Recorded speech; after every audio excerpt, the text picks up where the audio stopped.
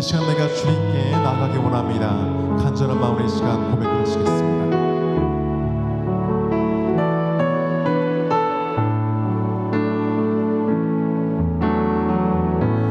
주께 가오니 날 새롭게 하시고 주의 은혜를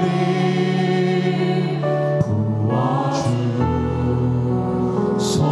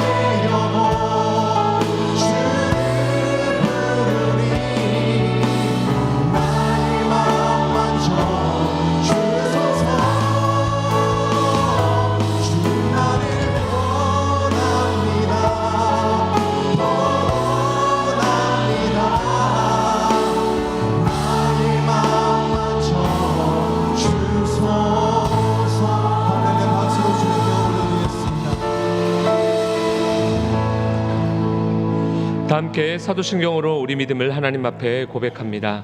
나는 전능하신 아버지 하나님 천지의 창조주를 믿습니다. 나는 그의 유일하신 아들 우리 주 예수 그리스도를 믿습니다. 그는 성령으로 잉태되어 동정녀 마리아에게서 나시고 본디오 빌라도에게 고난을 받아 십자가에 못 박혀 죽으시고 장사된 지 사흘 만에 죽은 자 가운데서 다시 살아나셨으며 하늘에 오르시어 전능하신 아버지 하나님 우편에 앉아 계시다가 거기로부터 살아있는 자와 죽은 자를 심판하러 오십니다. 나는 성령을 믿으며 거룩한 공교회와 성도의 교제와 죄를 용서받는 것과 몸의 부활과 영생을 믿습니다. 아멘. 이 시간 지난 한 주간의 삶을 돌아보시며 회개할 것은 회개하고 감사할 것은 감사한 마음으로 우리 조용한 기도로 기도하며 나아가도록 하겠습니다. 다 함께 기도하겠습니다.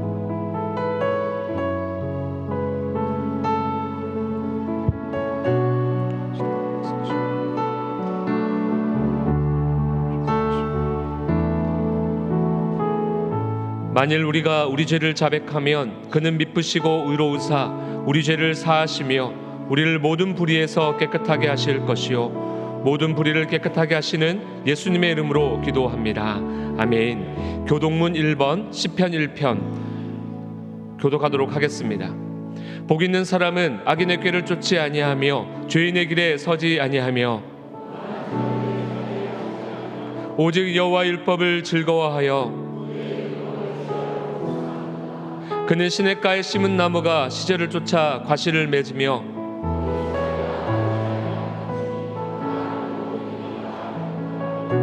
악인은 그렇지 않으며 그러므로 악인이 심판을 견디지 못하며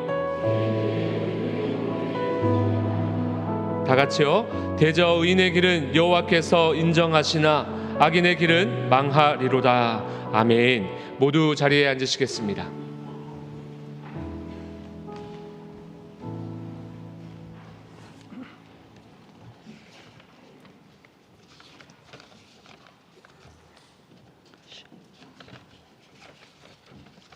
생명의 창조주이시며 역사의 주권자이신 하나님 아버지께 찬양과 영광을 올려드립니다.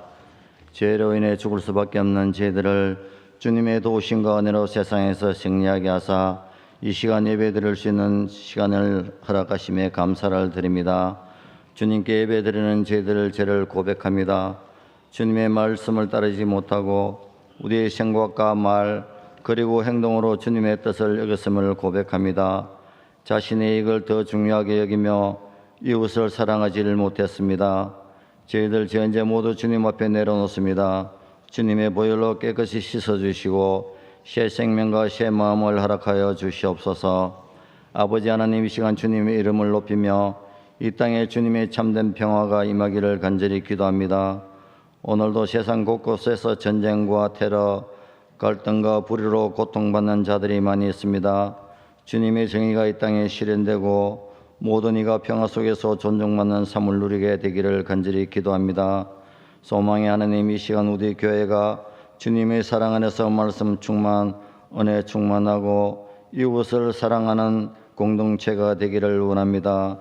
저희 교회를 향한 주님의 뜻이 무엇인지를 늘 기도로 간구하고 그 뜻을 이루기 위해 모든 성도님들이 하나 되게 헌신하게 하옵소서. 각 사람에게 주신 은사와 재능을 통해 서로를 섬기며 주님의 나라를 확장하는 일에 힘쓰게 하여 주옵소서. 주님의 도우심과 은혜 가운데 여러 모든 행사를 잘 마칠 수 있음에 감사를 드립니다. 다음 세대와 그들의 부모 세대가 주님 말씀 안에서 믿음의 뿌리를 깊이 내리게 하여 주시옵소서. 흔들리지 않고 주님을 따르는 굳건한 믿음을 허락하여 주시옵소서. 다음 세대를 위해 기도로 중보하게 하여 주시고 장년 세대의 모습을 통해 다음 세대가 신앙의 기본을 배울 수 있도록 인도하여 주시옵소서. 아버지 하나님, 이 시간 주님의 은혜를 간구하며 질병과 사고로 고통받고 있는 한우들을 위해 기도드리오니 주님께서 치유하여 주시고 회복시켜 주시옵소서. 9월 4일부터 3일간 부흥회를 갖기 위해 기도합니다. 부흥회를 위해 기도로 준비하게 하시고 생명의 말씀을 들을 수 있는 귀한 시간 되게 하여 주시옵소서. 멀리 계시는 원로 목사님 사모님 건강 지켜주시고 늘 충만케 하여 주시옵소서. 이 시간 단위에 세우신 담임 목사님 영육간의 간절함을 허락하시고 저희들에게 말씀을 통해 깨달음을 주시고 저희들의 삶이 변화되어 부끄럽지 않는 주의 자녀로 살아가게 하옵소서. 예배의 풍성함과 주님의 영광을 위해 수고하시는 글로리아 찬양대의 찬양을 기쁘게 받아주시고 교회 곳곳에서 봉사하시는 손길들을 축복하여 주옵소서. 예배 가운데 살아 역사하시는 주님을 기대하며 이 모든 말씀 우리를 지혜서 구원하신 예수 그리스도 이름으로 기도드립니다. 아멘.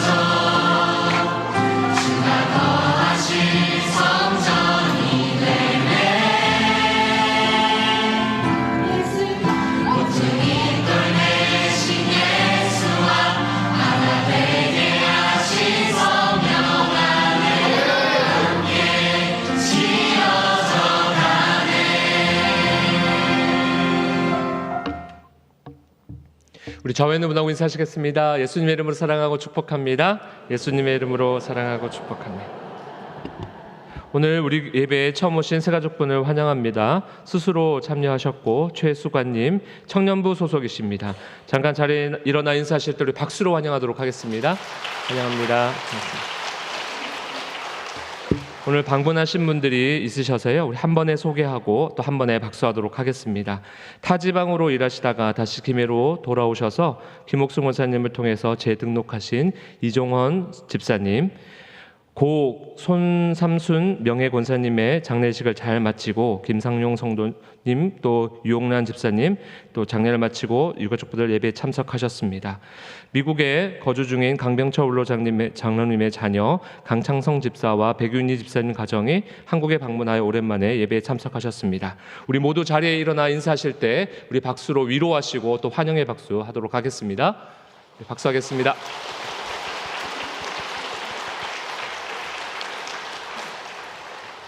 교회 소식입니다. 여러분 더우시죠? 안 더우신가요? 저만 더운 것 같습니다. 요즘 더워도 너무 덥습니다. 그래서 무더운 여름날 전교인 행복 프로젝트 사랑의 아이스크림 냉장고를 준비했습니다. 지난주 다음 세대 아이들에게 아이스크림을 후원해달라고 광고했는데요.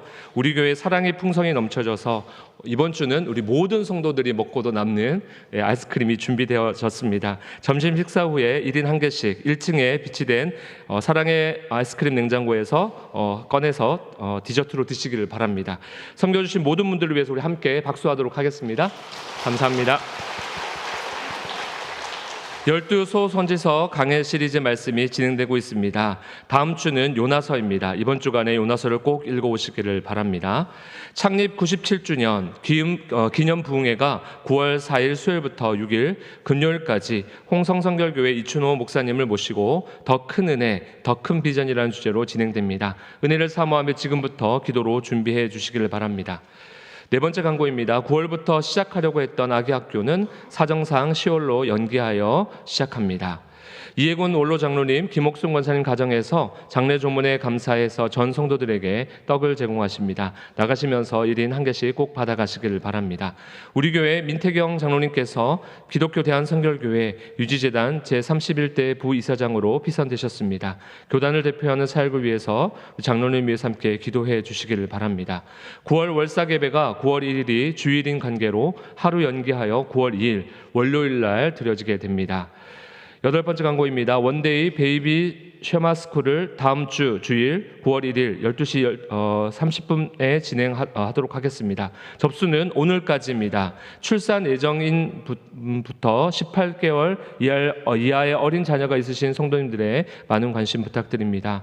여전도회 연합회 원래가 2부 예배 후에 즉시 2층 소망홀에서 진행되어집니다. 각 여전도회 임원들께서는 꼭 참석해 주시길 바랍니다. 10월에 있을 사랑 나눈 바자회를 준비하도록 하겠습니다. 마지막 광고입니다. 바이블 아카데미를 신청받고 있습니다. 담임 목사님께서 진행하시는 성경과 5대 제국 반만 돌아오는 토요일 8월 30일부터 시작이 됩니다. 담임 목사님 반에 신청하기를 원하시는 분은 오늘까지 꼭 신청해 주시기를 바랍니다. 하나님께서 오늘 우리에게 주시는 말씀은 오바댜 1장 1절부터 9절까지의 말씀입니다.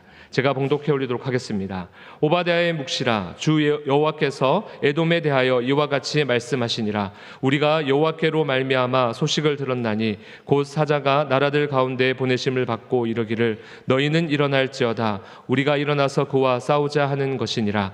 보라, 내가 너를 나라들 가운데 매우 작게 하였으므로 내가 크게 멸시를 받느니라. 너의 마음의 교만이 너를 속였도다. 바위 틈에 거주하며 높은 곳에 사는 자여, 내가 마음에 이르기를 누가 능히 나를 땅에 끌어내리겠느냐 하니 내가 독수리처럼 높이 오르며 별 사이에 깃들일지라도 내가 거기에서 너를 끌어내리리라. 여호와의 말씀이니라. 혹시 도둑이 내게 이르렀으며 강도가 밤중에 내게 이르렀을지라도 만족할 만큼 훔치면 그치지 아니하였겠느냐. 혹시 포도를 따는 자가 내게 이르렀을지라도 그것을 얼마쯤 남기지 아니하였겠느냐. 내가 어찌 그리 망하였는고, 에서가 어찌 그리 수탈되었으며 그 감춘 보물이 어찌 그리 빼앗겼는고. 너와 약조한 모든 자들이 다 너를 쫓아 변경에 이르게 하며 너와 화목하던 자들이 너를 속여 이기며 내 먹을 것을 먹는 자들이 내 아래에 함정을 파니 내 마음에 지각이 없음이로다. 여호와의 말씀이니라. 그날에 내가 에돔에서 지혜 있는 자를 멸하며 에서의 산에서 지각 있는 자를 멸하지 아니하겠느냐. 드만이 내 용사들이 놀랄 것이라. 이로 말미암아 에서의 산에 있는 사람은 다 죽임을 당하여 멸절되리라. 아멘.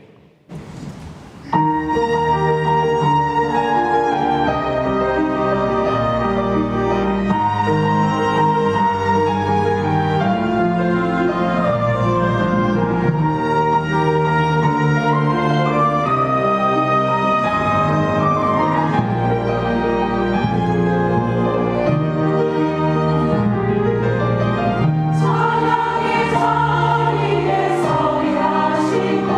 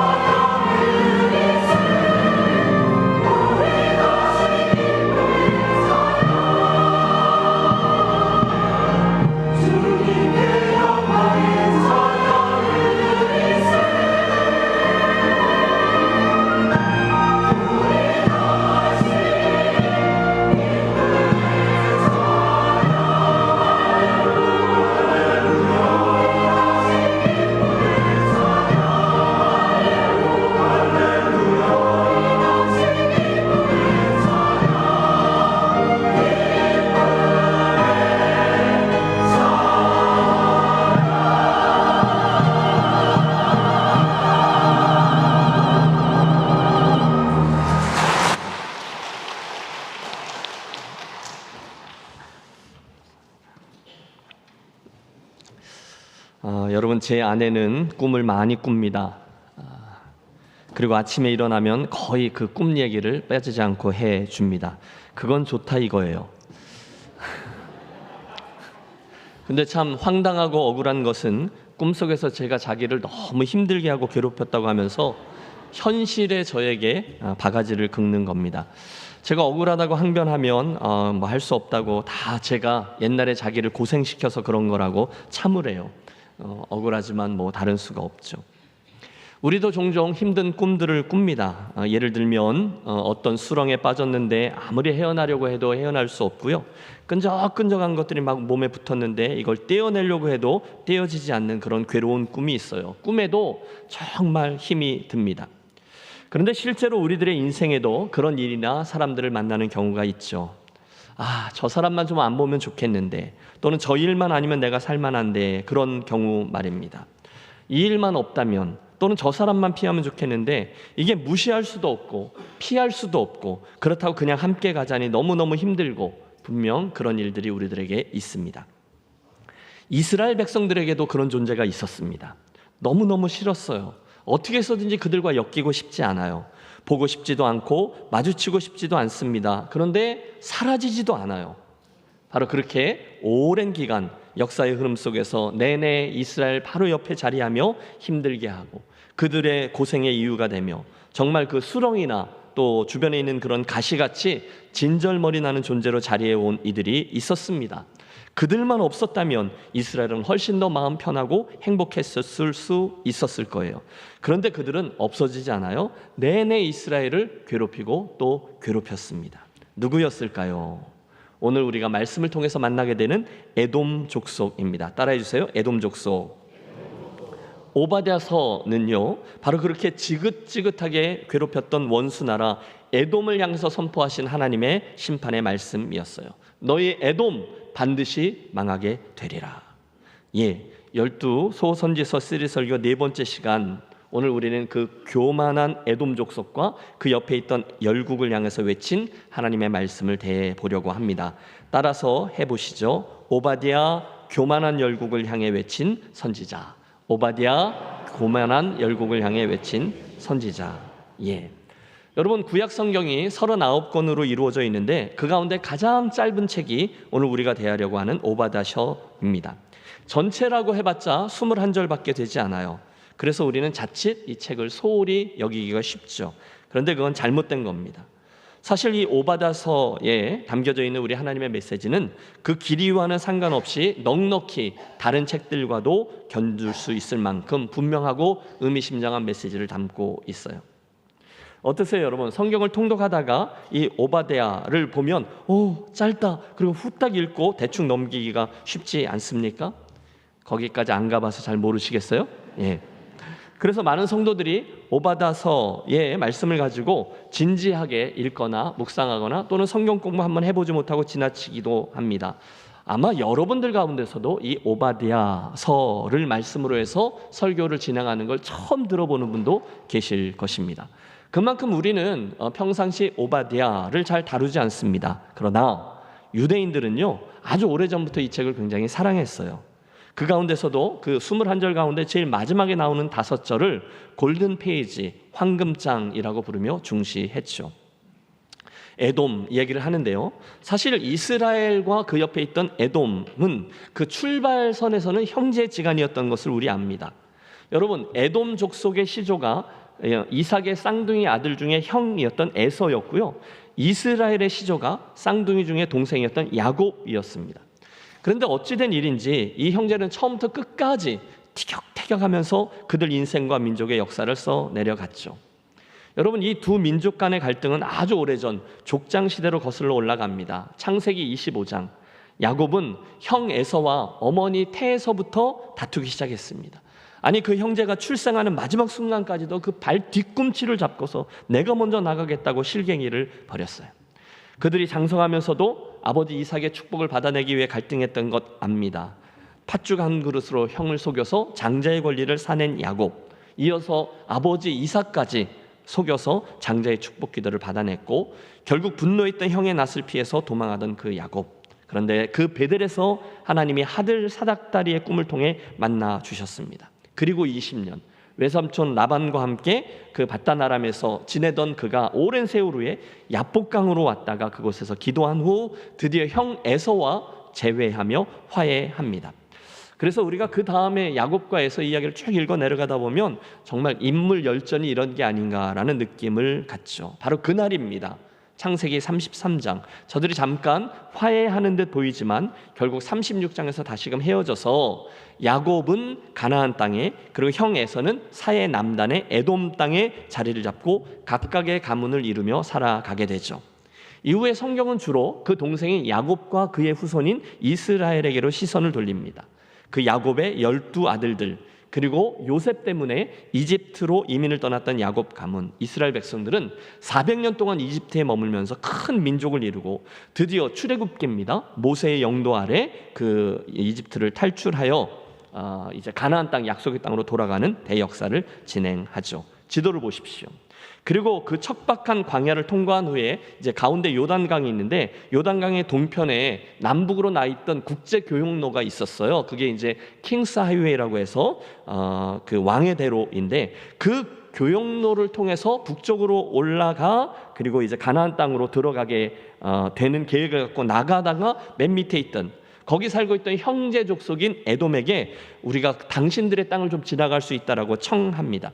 전혀 당신들의 농작물이나 물이나 피해를 끼치지 않을 것이고, 혹시 손해를 끼치면 그걸 고스란히 다 값으로 지불하겠습니다라고 말하면서까지요. 그러나 여러분, 에돔은요 그 부탁을 냉정히 거절하죠. 그게 민수기 20장인데요. 결국 이스라엘은 그 에돔 땅을 통과하지 못하고요, 우회해서 지나가야 했어요. 그러니 여러분, 그 고생스러운 시기에 이스라엘 백성들이 얼마나 서러웠겠습니까? 섭섭했겠습니까? 자연히 사이가 좋아질 수가 없는 거죠.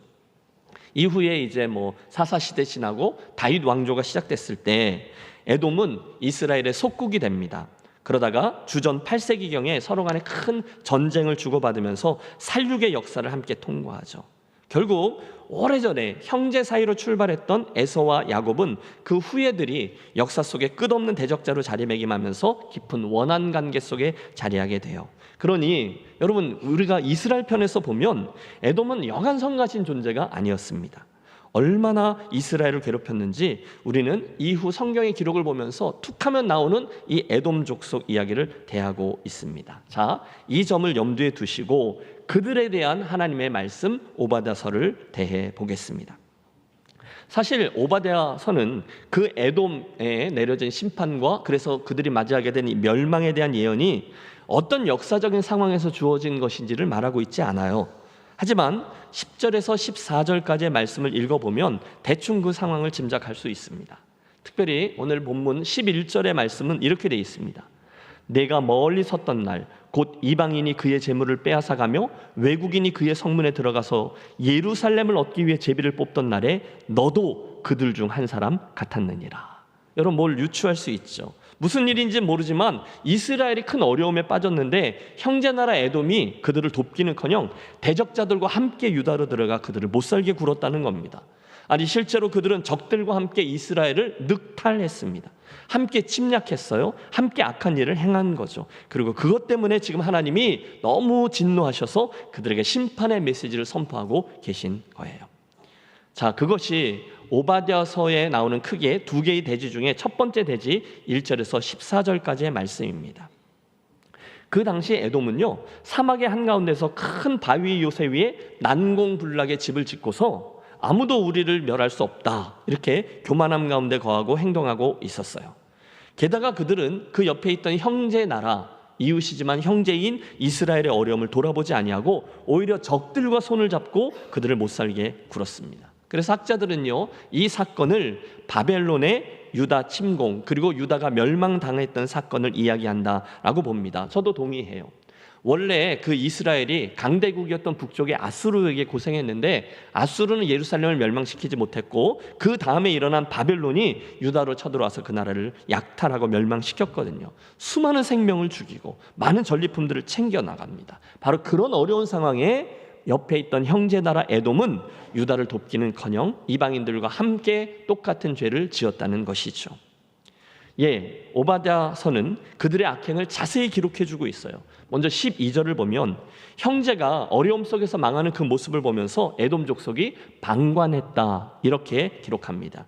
아니 그들은 이스라엘이 망하는 모습을 보며 기뻐했고 심지어 입을 크게 벌려 자기 먹을 것을 챙겼다라고 기록하고 있습니다. 여러분 지금 그들의 모습을 잘 보세요. 13절을 보면 에돔이 예루살렘 성문으로 함께 들어가 유다 백성들의 재물들을 빼앗았다라고 되어 있고요. 심지어 14절을 보면 에돔이 생명을 위해서 도망하던 이스라엘 사람들을 네거리에서 가로막고 그들을 사로잡아서 적국의 노예로 넘겨주었다라고까지 되어 있습니다. 그래서였던 거죠. 하나님은 그 에돔에 진노하시고 너희들을 멸망에 이르게 하겠다 선포하십니다. 내가 반드시 너희 에돔 족속을 멸하리라. 그리고 나서 이어지는 15절부터 마지막 21절까지는 오바댜서에 나오는 두 번째 주제, 즉 이스라엘의 회복에 대한 약속이 주어져요. 특별히 그 뒷부분에서는 하나님의 시선이 그 에돔, 그 사람들뿐이 아니라 그 옆에 있는 만국으로 확대됩니다. 여호와께서 만국을 벌할 날이 가까웠나니 내가 행한 대로 너도 받을 것인즉 내가 행한 것이 내 머리로 돌아갈 것이라. 여러분 심판의 메시지가 에돔뿐이 아니라 그 옆에 있는 주변 여러 족속들에게 향하죠. 그리고 동시에 여러분 우리가 앞에 여기서 많이 살폈는데 그 심판의 날을 여호와의 날이라고 했잖아요. 그 날은 심판의 날은 동전의 뒷면이죠. 이스라엘에게는 하나님 주시는 소망과 회복시켜주시는 그런 날로 화합니다. 회복의 날이죠. 결국 그날 이스라엘은 저들이 멸망하게 될 때 이스라엘은 다시금 하나님의 거룩한 산 시온으로 모이게 될 것이고 그 되살아난 이스라엘이 결국 블레셋, 에브라임, 사마리아, 길르앗 그리고 기타 여러 나라들을 다시 차지하여 하나님의 거룩한 소유로 회복될 것이다. 이것이 오바댜를 통해서 말씀하신 하나님의 두 번째 메시지입니다. 자, 두 개의 대지인데 이상의 이야기들이 오늘 2024년 이 대한민국 땅에서 믿음의 길을 가고 있는 저와 여러분에게 무엇을 말씀하고 있습니까? 오늘 두 가지를 나누려고 해요. 가장 먼저 사랑하는 성도 여러분, 오바댜의 말씀은 우리들에게 교만에 대한 하나님의 경고를 이야기해주고 있습니다. 교만에 대한 하나님의 뭐라고요? 경고입니다. 말씀드렸죠. 에돔은요 척박한 환경 속에서 나름대로의 생존 방식을 터득한 뛰어난 민족이었습니다. 그들은 비록 대제국은 아니었지만 상당히 오랜 기간 자신들의 지혜를 활용해서 그곳을 개척했어요. 그래서 바위 틈 높은 곳에서 안전하게 살아갔죠. 지금도 그들의 흔적으로 여겨지는 요르단의 페트라라는 곳은 지금도 세계적으로 유명한 관광지입니다. 여러분 제가 찍어온 사진들인데요. 몇 장 보면서 말씀을 들어주세요. 우선 여러분 에돔 그러면 이게 붓다 그러니까 뻘겋다라는 뜻이거든요. 그 지역은 정말 시뻘건 흙으로 이루어진 척박한 광야입니다. 지금도 거기 가면 와디럼이라고 해서 붉은 사막이 끝없이 펼쳐져 있어요. 거기를 큰 트럭 같은 거 타고 야 막 이러면서 이제 관광을 하는 거죠. 그런데 그런 광야의 한가운데 지금 보시듯 어마어마한 바위들 군락지가 어마어마한 이런 바위산들이 짠 나타나고요. 그 안에 숨겨져 있는 유명한 페트라라는 고대 도시가 자리하고 있음을 봅니다. 수세기 동안 발견되지 않은 채 그 안에 숨겨져 있던 신비한 도시. 여러분 보십시오. 저게 인디아나 존스에 나왔던 그 촬영지거든요. 이유가 있습니다. 왜 이 도시가 그 안에 숨겨져 있었을까요? 그 도시로 들어가는 길이 너무너무 좁고 협착한 벼랑으로 이루어져 있기 때문입니다. 여러분 보세요. 그 다음 사진. 네, 저렇게 협착한 벼랑이에요. 정말 천혜의 요새입니다. 아니 그런 커다란 바위산 속에 이런 어마어마한 도시가 어떻게 숨겨져 있을까요? 상상도 할 수 없죠. 아니 백번양보에서 저런 엄청난 도시가 존재하는 걸 알았다 해도 그곳에 쳐들어갈 길이 없어요. 진입할 수 있는 길이 그 협소한 벼랑 아래의 길뿐이었거든요. 그러니까 아무리 수십만 대군이 쳐들어온다 해도 소수의 사람들로 얼마든지 그 진지를 방어할 수 있었습니다. 지금 보시다시피 깎아지를 듯한 절벽 사이로 어떤 곳은 겨우 몇 사람만이 통과할 수 있는 일, 그게 답니다. 그런데 더 놀라운 것은 그 사막의 한가운데 그들이 물을 구하고요, 그 물을 도시 안으로 끌어들여서 도시 곳곳에 가보면 조그만 수로들을 만들어놨어요. 그걸로 물이 흘러서 정교하게 그 수도와 도시를 만들고 그 안에서 그들이 번성했습니다. 아, 그래서 저들이 그랬구나. 바위 틈에 거주하며 높은 곳에 사는 자여, 내가 마음에 이르기를 누가 능히 나를 땅에 끌어내리겠느냐 하니. 여러분, 그들이 그럴만 했다는 거죠. 한마디로 그들은 너무 교만했습니다. 단순히 이 지형뿐이 아니었어요. 그 지역에서 구리와 철광석이 많이 나왔고요. 또 그 지역을 관통하는 왕의 대로, 아까 말씀드린 킹스 하이웨이가 고대 세계의 유명한 무역로였거든요. 그래서 많은 학자들이 동방의 박사들이 아기 예수께 경배하기 위해서 오다가 황금과 유향과 몰약을 어디서 얻었을까? 그 나라가 아니라 바로 이곳에서 얻었을 것이다 라고 이야기합니다. 돈을 엄청 많이 벌었어요. 결국 교만이 하늘을 찌르죠. 감히 누가 우리를 끌어내려? 이런 난공불락의 요새 살고 있는 우리를 말이야, 오늘 본문에 그런 표현이 나와요. 우리는 독수리처럼 높은 곳에 거하며 별 사이에 사는 나라거든. 그러니 이런 나라를 건설하며 살고 있는 우리를, 이런 지혜를 가지고 있는 우리를 누가 넘봐? 여러분, 그들은 자기들이 완벽하다 생각했습니다. 누구도 두려워하지 아니하고 마구 행했습니다. 심지어 하나님의 선민이었던 이스라엘조차 우습게 여기고 괴롭힙니다. 그래서 어쩔 건데, 그때 하나님이 선언하시는 거예요.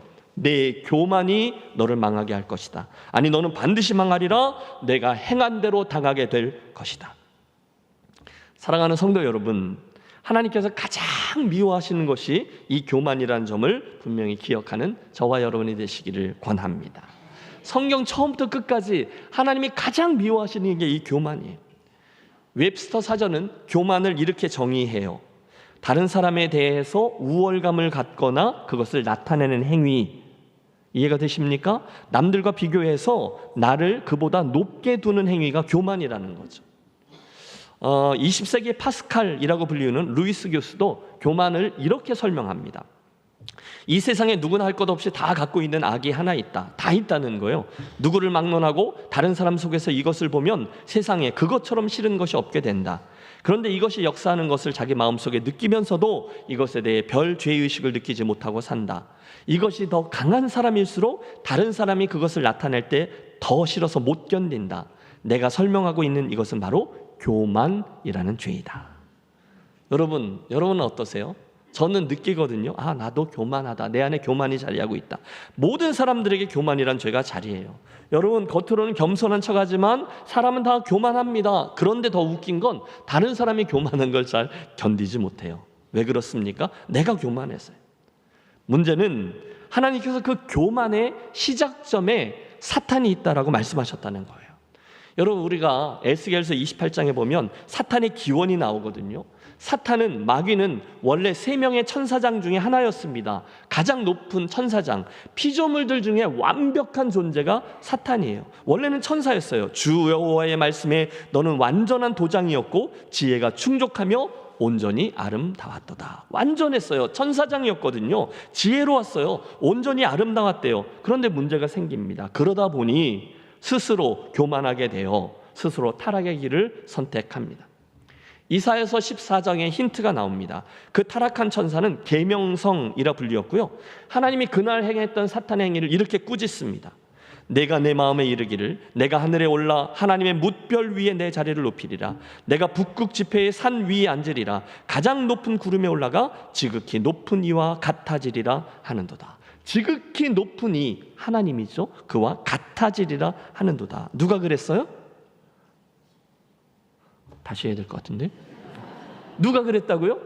예, 사탄이 그런 거예요. 저가 루시퍼입니다. 교만의 영입니다. 그래서 하나님이 어떻게 하셨습니까? 그러나 이제 내가 스올, 곧 구덩이 맨 밑에 떨쳐짐을 당하리로다.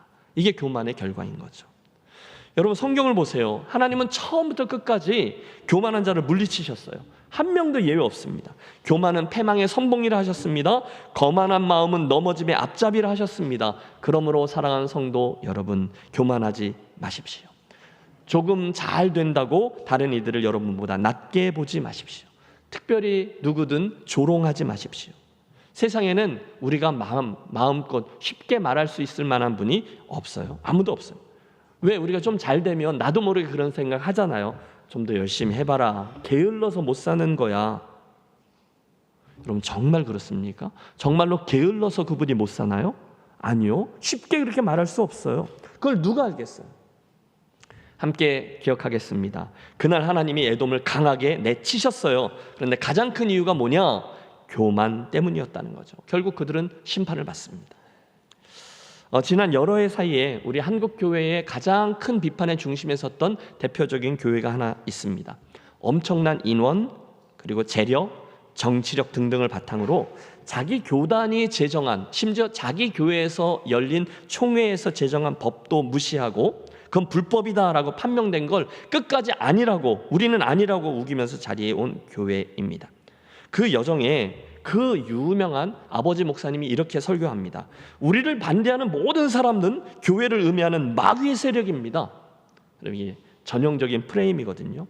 진작에 그런 줄은 알았지만 정말 교만한 아나무인적인 태도였어요. 아무도 그렇게 생각 안 해요. 근데 그분들은 그렇게 생각하는 거죠.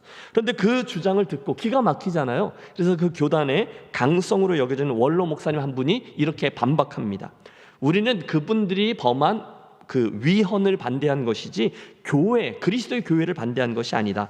그런데 그는 우리가 교회를 반대하고 공격한다고 생각하는 모양이다.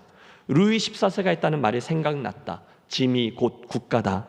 자신과 자신의 아들을 반대하는 것은 교회를 반대하고 무너뜨리려고 하는 것이다라고 생각하는 모양이다. 자기가 교회니까, 자기가 교회의 주인이 자기니까 자기와 자기 아들을 반대하는 것은 교회를 반대하는 것이고 무너뜨리려고 공격하는 것이다, 인식하는 거다. 그리고 자기를 반대하는 사람은 마귀다라고 몰아붙이는 것은 자기를 하나님으로 착각하고 있기 때문이다. 아니, 세상이 아무리 그래도 마귀라고 몰아붙이다니. 이게 그분의 쓴 글이에요. 저는 굉장히 공감합니다. 참 안타까운 일이죠. 그런데 이게 그 출발선에 자기밖에 보지 못하는 전형적인 자기중심성, 사실은 이게 바꿔 말하면 이게 교만인 거예요. 자기중심적으로 생각하는 거죠. 그런데 여러분, 우리가 비판하지만 우리도 얼마든지 그럴 수 있다는 것을 기억하겠습니다. 그게 뭐예요? 교만이에요. 항상 자기가 중심에 있어요. 여러분도 다 그 위험성에 있습니다. 정신이 없어요. 뭔가 조금만 되는 것 같으면 옛날에 그 사울이 회심할 때 그 눈에 비늘 같은 게 씌워져서 보지 못하게 됐던 것처럼 교만이라는 비닐이 저와 여러분에게 쓰이면 자기중심성을 띠게 되죠. 사리 판단이 흐려집니다. 다들 보는데 자기만 못 봅니다. 자기 마음대로 판단하고 자기 마음대로 해석합니다. 에돔이 그랬다는 거예요. 그래서 오늘 오바댜서를 대하면서 우리가 가장 먼저 주목하고 도전받고자 하는 건 이겁니다. 함께 따라해 주세요. 절대로 교만하면 안 됩니다. 절대로 교만하면 안 됩니다. 또요, 교만하면 끝입니다. 마지막으로, 교만하면 망합니다. 오바댜서에서 하나님은 이걸 굉장히 강조하고 있어요. 두 번째, 오바댜의 말씀을 통해서 발견한 또 하나의 진리는 뿌린 대로 거둔다. 이것도 해보실까요? 뿌린 대로 거둔다.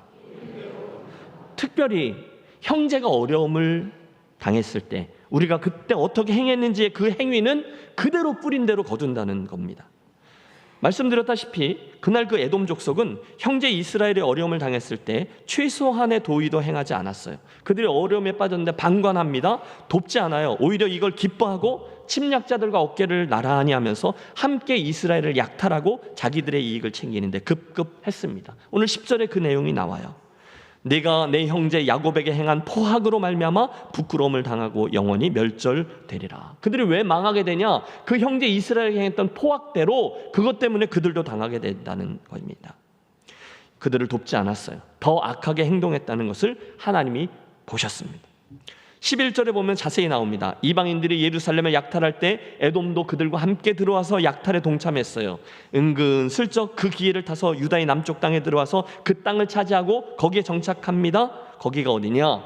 에돔, 그리고 예수님 당시에는 이두메라고 불리우는 곳입니다. 여러분, 이두메 어디서 들어보셨죠? 나중에 예수님이 이 땅에 오시기 직전에 한 5대에 걸쳐서 유다 사람도 아닌데 이두메 출신으로서 그 유다에 온 정권을 찬탈하고 잡고 있었던 그 가문, 유대인도 아닌데 그런데 그가 누구냐? 헤롯 가문이거든요. 헤롯이요, 이두메 사람이에요. 그러니까 유대인들이 얼마나 이 에돔 사람들 지긋지긋하게 생각했겠어요. 그 옛날의 악연이 예수님 때까지, 그래서 심지어 예수님의 탄생할 때 2살 아래 사내 아이들을 다 죽이자고 하잖아요. 이게 악연입니다. 12절에 보면 유다 자손이 패망하던 날에 에돔이 그걸 너무너무 기뻐했다고 합니다. 형제가 망하는데 그걸 좋아하며 그 입을 다물지 못해요. 그런데 그 기뻐하는 모습을 하나님이 보신 거죠. 13절은 더 끔찍합니다. 이스라엘이 그 어려움을 겪을 때 에돔이 그들에게로 들어가서 그들의 재물에 손을 댔다는 거예요. 정신없는데 재물을 강탈하고, 14절은 그들이 사거리를 막고 유다 백성들이 생명을 구하기 위해서 도망할 때 그들을 막고 그들을 사로잡아 그들을 바벨론의 노예로 팔아버리기까지 했다라고 나옵니다. 그러니 말 다 했죠. 엘로이, 보고 계시는 하나님이 이 모든 악한 행위를 그대로 보십니다. 그리고 그 포악, 그들이 행했던 그 모든 악한 행위대로 저들에게 보응하리라 라고 말씀하시는 거죠. 그래서 나온 얘기죠. 뿌린 대로 거두리라. 사랑하는 여러분, 여기에서 우리가 알게 되는 아버지의 마음이 있죠. 그분은 형제가 불행한 일을 당할 때 그 일을 기뻐하는 이들이 아니라 그 일을 안타까워하며 함께 그들을 돕는 것을 기대하시는 분이십니다. 보세요. 그날 에돔은 첫째, 방관하는 죄를 졌습니다. 내가 당하는 어려움이 아니니까 그리고 모른 척한 거예요. 그러니까 안 보는 거죠. 요즘도 그런 경우가 종종 보도되잖아요. 어려운 사람을 도와줬는데 엉뚱하게 죄를 뒤집어 쓰는 일들.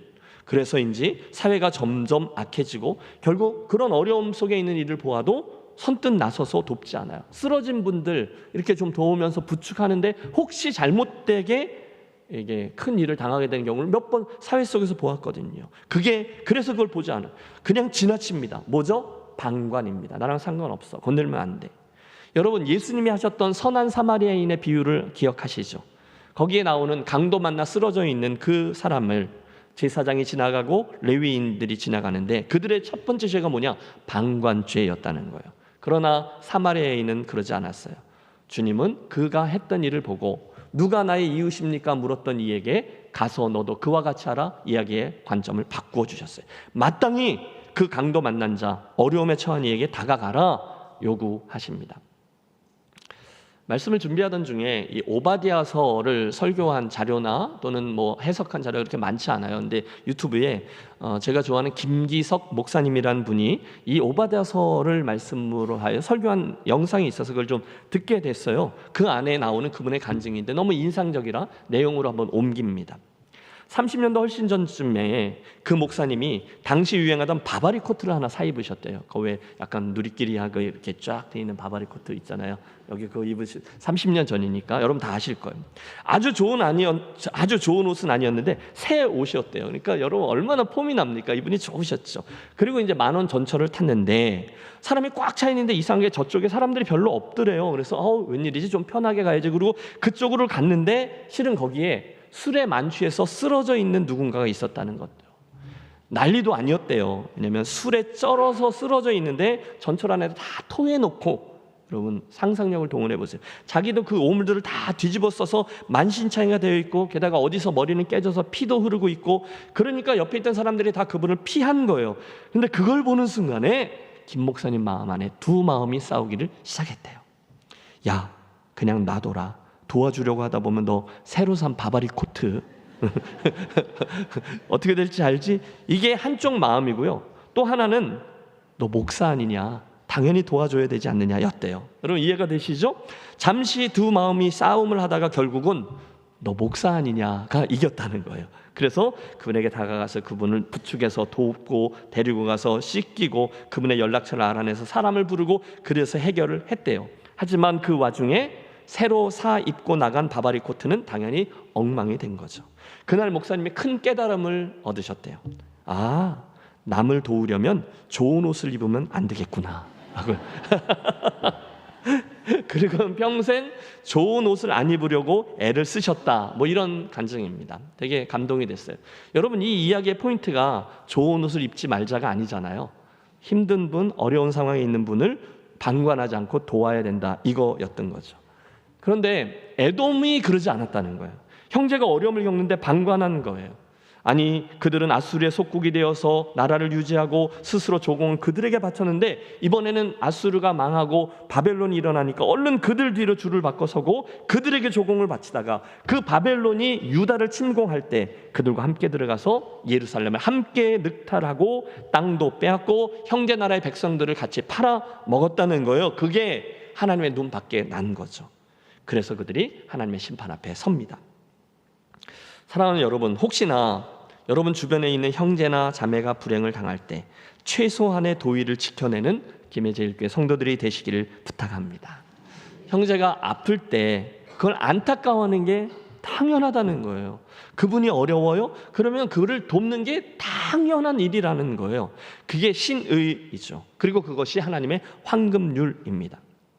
여러분, 길게 설명할 필요도 없습니다. 예수님께서 바로 그래서 오신 거잖아요. 원수된 우리가 죄 중에 멸망하고 정말 오물을 뒤집어쓰고 멸망으로 향하는 그 전철 안에 있었던 그분처럼 그렇게 누군가의 도움이 없이는 스스로 일어나지 못하는 우리를 외면치 않으시고 이 땅에 오신 것 자체가 바로 그거죠. 십자가를 지신 것, 고통과 멸시를 담당해서 우리들의 죄가를 사해 준 것도 바로 그것 때문입니다. 멸망을 향하면 안 되니까요. 그래서 어마어마한 하늘 영광을 버리시고 바바리 코트에 비할 바가 아니죠. 이 땅에 오셔서 우리의 죄를 담당하고 십자가의 길을 가 주신 거예요. 그분이 당신을 따르는 제자인 우리들에게 이렇게 말씀하십니다. 같이 한번 합독하겠습니다. 사람이 무엇으로 심든지 그대로 거두리라. 자기의 육체를 위하여 심는 자는 육체로부터 썩어진 것을 거두고 성령을 위하여 심는 자는 성령으로부터 영생을 거두리라. 그 다음 우리가 선을 행하되 낙심하지 말지니 포기하지 아니하면 때가 이름에 거두리라. 그러므로 우리는 기회 있는 대로 모든 이에게 착한 일을 하되 더욱 믿음의 가정들에게 할지니라. 아멘. 여러분 아멘 하셨는데요, 이게 말처럼 그렇게 쉽지만은 않습니다. 여러분 생각해 보세요. 평상시에 여러분이랑 별로 사이가 안 좋은 분이, 여러분에게 좀 못되게 하는 분이 계세요. 그런데 그분의 삶에 뭔 어려움이 좀 생겼어요.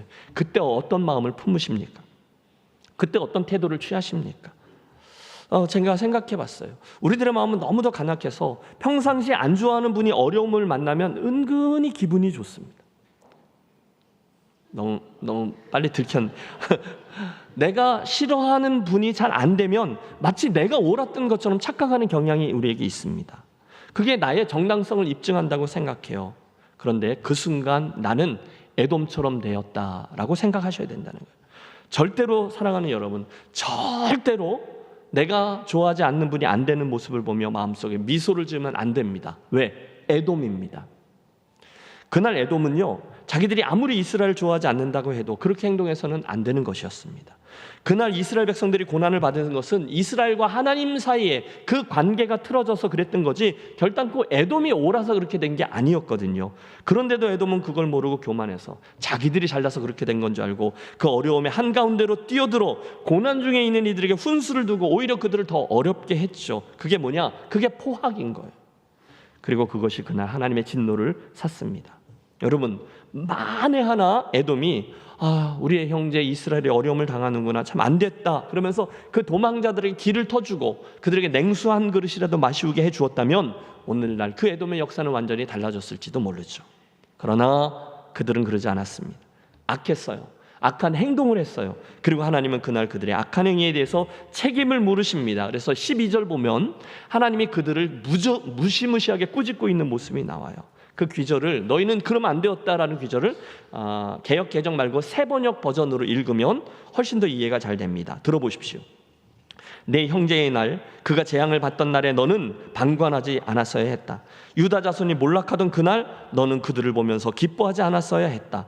그가 고난받던 그날 너는 입을 크게 벌리고 웃지 않았어야 했다. 나의 백성이 패망하던 그날 너는 내 백성의 성문 안으로 들어가지 않았어야 했다. 나의 백성이 패망하던 그날 너만은 그 재앙을 보며 방관하지 않았어야 했다. 나의 백성이 패망하던 그날 너는 그 재산에 손을 대지 않았어야 했다. 도망가는 이들을 죽이려고 갈라지는 길목을 지키고 있지 않았어야 했다. 그가 고난받던 그날 너는 살아남은 사람들을 원수의 손에 넘겨주지 않았어야 했다. 내가 모든 민족을 심판할 주의 날이 다가온다. 네가 한 대로 당할 것이다. 네가 준 것을 네가 도로 받을 것이다. 이게 하나님의 심판이었어요. 오늘날 예수를 믿는 우리들 가운데서도 혹시 어려움이나 고난당하는 이들을 볼 때 방관부터 하는 이들이 종종 있습니다. 저와 여러분은 어떻습니까? 그런데 더 심한 사람은 비웃기도 합니다. 조롱하는 사람도 있어요. 아니 심지어 훈계하는 사람도 있어요. 하지만 다 옳지 않습니다. 그때 기억하십시오. 우리가 할 일은 어려움을 만난 사람을 보면 이유 여하를 막론하고 조건을 내세우지 않고 우선적으로 돕는 것입니다. 동의하세요? 여러분 머릿속에 이런 경우는요, 이런 경우는요, 이런 경우에는 여러 의견들이 나올 수 있어요. 질문이 있겠죠. 그러나 어떤 이유 없이 그들을 돕는 것, 우리들에게는 선택의 여지가 없어요. 성도는 그렇게 행하는 겁니다. 그게 하나님이 기뻐하시는 일이에요. 이런 교회에 있으면 왜 그렇게 도움이 필요한 분들이 많은지 모릅니다.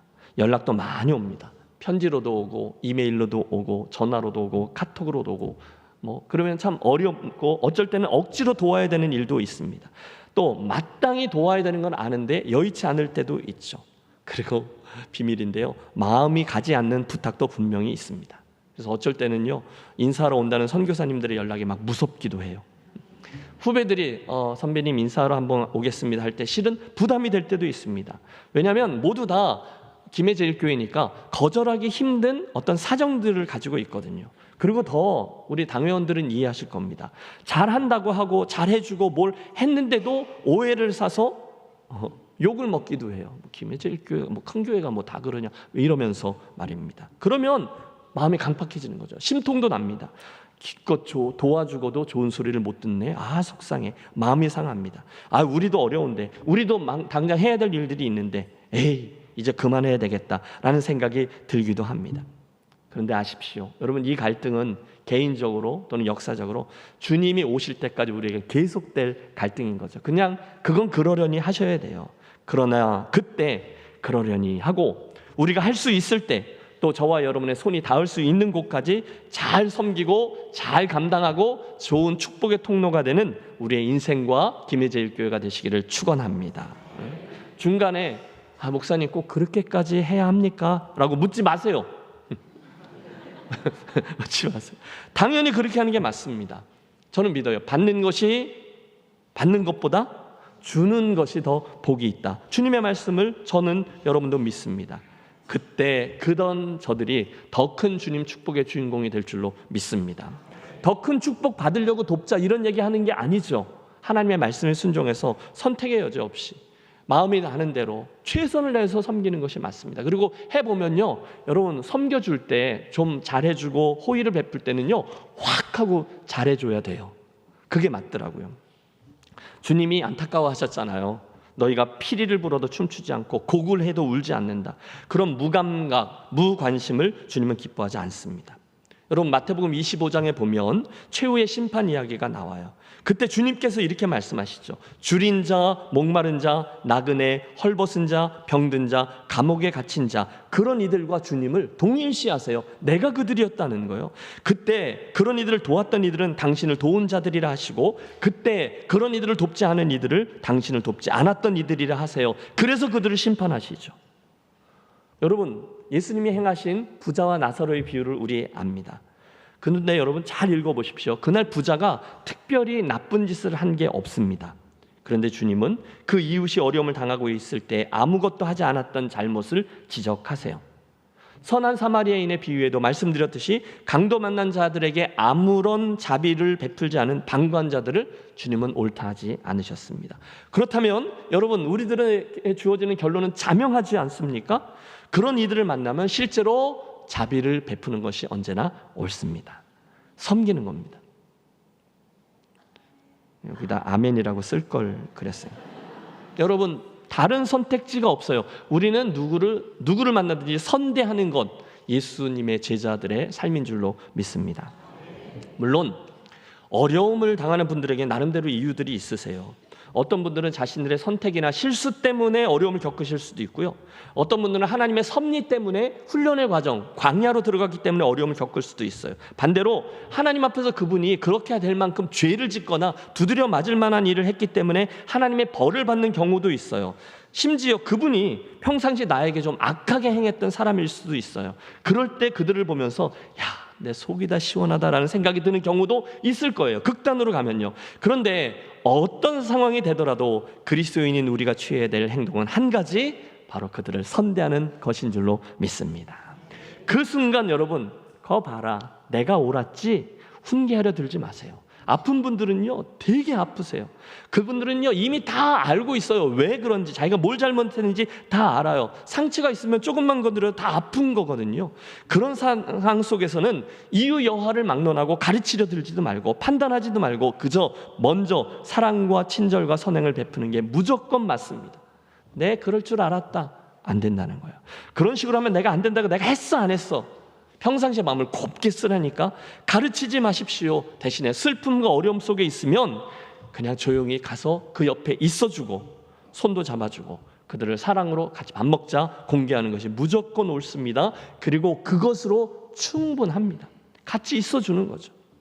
함께 기억하겠습니다. 하나님은 심지어 당신의 징벌로 누구를 징계할 때까지라도 우리가 그 어려움 중에 있는 이들에게 사랑을 행하기를 원하시는 분입니다. 그날 에돔의 죄악이 무엇이었다고요? 어려움 중에 있던 이스라엘 백성들을 보면서 꼴 좋다라고 외친 겁니다. 그 형제의 아픔을 저들이 웃으면서 좋아한 겁니다. 심지어 생명을 위해서 도망하던 자들까지 잡아 적군에게 넘겨주기까지 했어요. 포악입니다. 그리고 주님은 정확히 그들의 그 행위를 내가 보고 있었다라고 말씀하세요. 그 악행을 되갚아줍니다. 결국 오바다의 예언대로 에돔 족속은 이후 멸망의 자리에 이르게 됩니다. 자, 말씀을 정리하죠.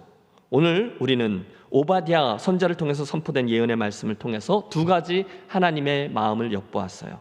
첫 번째는 교만에 대한 것이었죠. 사랑하는 성도 여러분, 우리 하나님이 어떤 분이시라고요? 예, 그분은 에돔의 교만을 너무도 싫어하셨던 분입니다. 당신은 창세 전부터 하나님 당신과 비기기 위해서 교만을 선택했던 사탄을 벌하신 분이십니다. 당신은 하나님과 같이 되기 위해서 선악과를 따먹은 죄인들을 심판하신 분이십니다. 당신은 자기들의 이름을 내기 위해 바벨탑을 쌓았던 이들을 심판하셨고요, 자만심에 가득해서 당신을 의지하지 않았던 에돔을 심판했습니다. 당신은 교만에 관한 한 한 번도 양보하지 않으셨어요. 그래서였죠. 토마스 왓슨이 말합니다. 하나님은 두 개의 처소를 가지고 계시는데 하나는 하늘 보좌요, 다른 하나는 회개하는 겸손한 마음이다. 마귀도 두 개의 처소를 가지고 있는데 하나는 지옥이요, 또 하나는 교만한 마음이다. 맞아요. 교만한 마음은 마귀가 거하는 곳입니다. 역사를 보세요. 성경을 보세요. 이 세상에 존재했던 교만한 사람들은 한 명도 빠짐없이 다 망했습니다. 교만했던 가문 다 망합니다. 교만했던 나라 다 망했습니다. 하나님 말씀이 맞아요. 교만은 패망의 선봉입니다. 넘어짐의 앞잡이입니다. 그렇다면 우리가 취할 것은 간단하죠. 그걸 거울로 삼아 반대로 하는 거죠. 너희 안에 이 마음을 품으라. 그는 곧 그리스도 예수의 마음이니. 할렐루야. 그분의 마음은 겸손입니다. 하나님과 동등됨을 취하지 아니하고 자기를 낮추어 우리 사람의 모양으로 우리에게 오셨다는 거죠. 그 성육신, 그 십자가가 바로 우리 예수님의 겸손을 드러내는 증표이죠. 자, 교만하면 안 됩니다. 예, 이어서 오바댜서가 말하고 있는 두 번째 진리는 뿌린 대로 거둔다 였습니다. 사랑하는 여러분, 그러므로 어려운 이들을 만났을 때 무관심의 죄, 방관하는 죄, 조롱하는 죄, 훈계하는 죄를 짓지 마시고 대신에 항상 사랑으로 그 옆에 서주시고 아픈 곳을 싸매어 주시고 함께 밥 먹고 이러면서 우리가 도움과 위로의 손길을 펼치겠습니다. 바라기는 오늘 이 오바댜서를 통해서 주셨던 말씀을 우리 인생의 거울과 경계로 삼아서 남겨진 여러분의 인생, 사람이나 환경이나 조건으로 인해서 절대로 교만해지지 마시고 여호와 하나님을 의뢰하며 겸손히 행하시고 하나님이 우리 인생에 주시는 기회를 쫓아서 어려움 중에 있는 이들을 잘 선대함으로 겸손한 자에게 은혜를 베푸시는 하나님, 뿌린 대로 거두게 하시는 하나님을 여러분 체험하시고 자랑하시고 간증하심으로 하나님을 드러내는 저와 여러분이 되시기를 주의 이름으로 축복합니다. 기도하겠습니다. 하나님 아버지, 오바댜서의 말씀을 통해서 에돔의 죄악을 지적하셨던 하나님의 말씀을 듣고 이 말씀을 통해 우리를 돌아봅니다. 말씀 앞에 섰던 우리 무리가 이제 남겨진 인생길 가는 동안에 어떤 상황 가운데서도 교만해서 하나님을 잊지 아니하고 엉뚱한 것을 의지해서 어리석게 행하지 않는 우리 모두 되게 해 주시옵소서.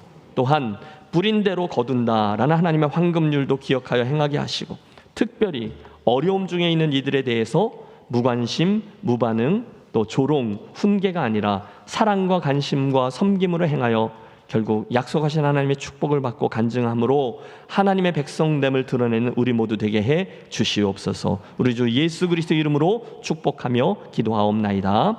아멘. 감사합니다. 다음 주는 요나서니까 읽어주시고요. 함께 일어나셔서 겸손히 주를 섬길 때 찬송하겠습니다.